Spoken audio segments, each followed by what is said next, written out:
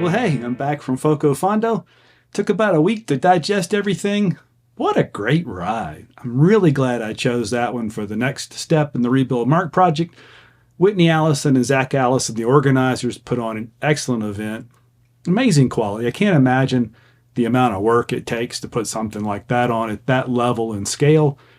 You just can't beat it. If you're into gravel events or multi-surface events, or maybe you do road centuries and you just want to take that next step into something dirtier, this is a perfect event. Don't hesitate. I can't imagine how you'd regret it. Lots of fun. One of the things they talk about a lot is pretty much any bike would do, and I think that's true. It wasn't muddy this year. It had rained in the weeks before, but it was pretty much dried up. The couple of mud holes were easy to ride around.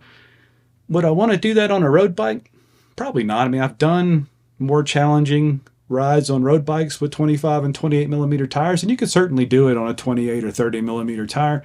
The challenge this year would have been the dryness. It was dry enough that there were some, loose sandy spots, and since it's undulating, you have to be comfortable going downhill relatively quickly on washboardy type terrain that's also got soft spots. If that's something you can handle, you could certainly do that on a road bike. Probably wouldn't be the most comfortable thing. I did it on an Alchemy Ronin gravel bike with 42 millimeter tires, which might have been overkill, but I was super comfortable. So I think anything from, if you're into that sort of thing, a road bike with 30 or 32 millimeter tires could handle it, up to a hardtail mountain bike, anywhere in there, get in. Don't let the equipment choice slow you down. The course itself, undulating, challenging enough to know I did something. And look, there's certainly people there trying to set fast times and going really hard, and they've got little bolo tie prizes for those that hit certain times. But for me, back in the back of the pack, it was a lot of fun. There was a bunch of people back there to visit with. Rest stops were often enough, like 16 and 30-something miles, and then this super fun oasis towards the end. The terrain does climb a lot on the double dog dare you route, at least this year, the 50-something mile route. It might have been a little less than 50.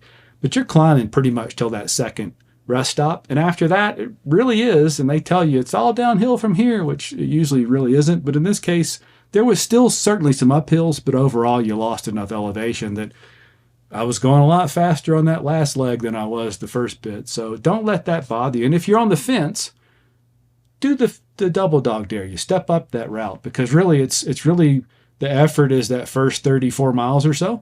And after that, it really does get a lot easier going down. So take the challenge, do the bigger event. And if you're not setting that super fast time and looking for a PR, which I certainly wasn't, do not pass up that oasis, which is just a few miles from the finish. This year they had carnival games, they had a DJ, Fat Tire beer trucks, and somebody hosing you down when you left because it was very hot in the day. I just had so much fun. I will absolutely be back next year. I think it was the perfect event to keep me in the game and getting back in shape and getting fit again. And I don't know, a lot of fun. The town's great. Fort Collins is a wonderful little town, plenty of places to eat, family friendly. It's a college town, so it's got that vibe going on. There's a lot going for it. So if you know people that like those events, spread the word. I'm going to try and get some friends to come back next year and do it. I'll be wearing my crazy, wild-looking Foco Fondo jersey, which I would never, I'm pretty boring when it comes to clothes. I would never on my own pick something like this craziness, but I'm going to wear it, have a good time, along with my fun t-shirt, because I earned it and had a good time on the ride. Now, let's take a look at that double dog dare you route. We'll run through it in about 5 minutes. I'll point out some of the fun stuff, the double track with the tall flowers and the hard climbs and maybe the loose gravel turns that you need to watch out for. And hopefully it inspires you to get out there and give it a shot. And I'll see you there in Fort Collins next year.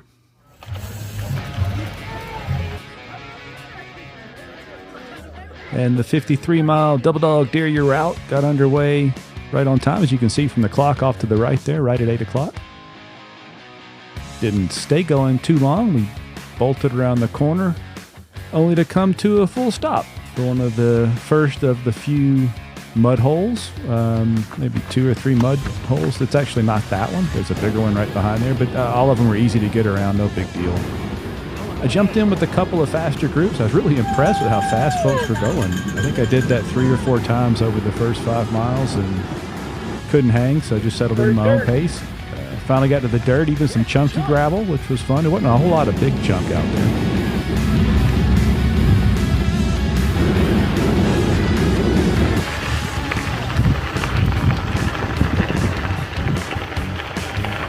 Ride is coming through.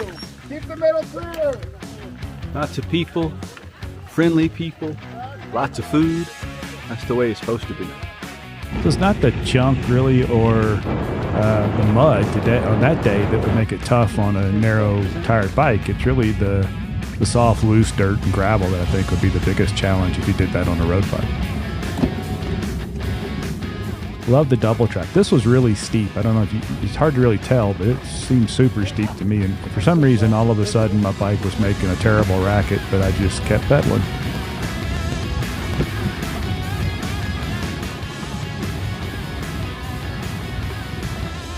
And I love this stuff, the single track and double track through the tall flowers. It's really fun.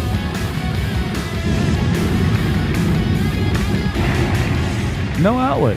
It's always a kick to turn on the road with a no outlet sign. Of course, there was a way out.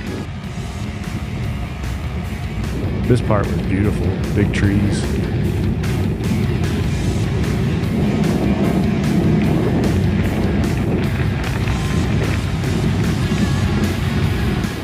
A few miles to go before the next rest stop.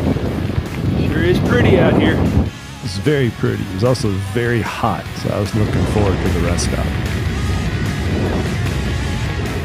Rest stop number 2, absolutely first class, including pickles, which are super old school, and something my dad would have loved. Little cans of Vienna sausage. And at that rest stop, people were saying, it's all downhill from here, which you should never say, because it's almost never that. But it really does lose elevation from that second rest stop all the way to the finish, so it did feel a lot like it was downhill. Did you say drinks? I said drinks. And this is that super cool oasis. It's only a few miles from, maybe 3 or 4 miles from the inn. But they just laid down like a cyclocross course in somebody's yard, including the arcade games, carnival skills. Yeah, man.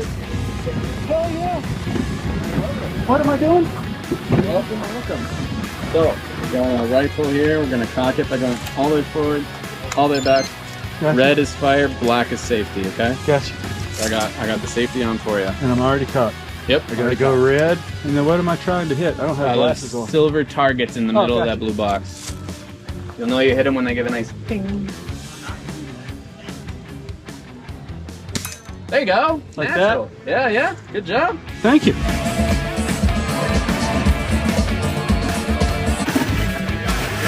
All right, Fat Tire shows, yes. Ever in the history. What a fun stop. That was just an awesome way to end the ride. You get hosed off on the way out. Plenty of beer from Fat Tire. It was just great. And there's Whitney Allison guiding us in. Whitney Allison and Zach Allison put on the event, and I want to thank them for doing such a great job. It's exactly what I needed. A lot of fun on a bike in a beautiful part of the country.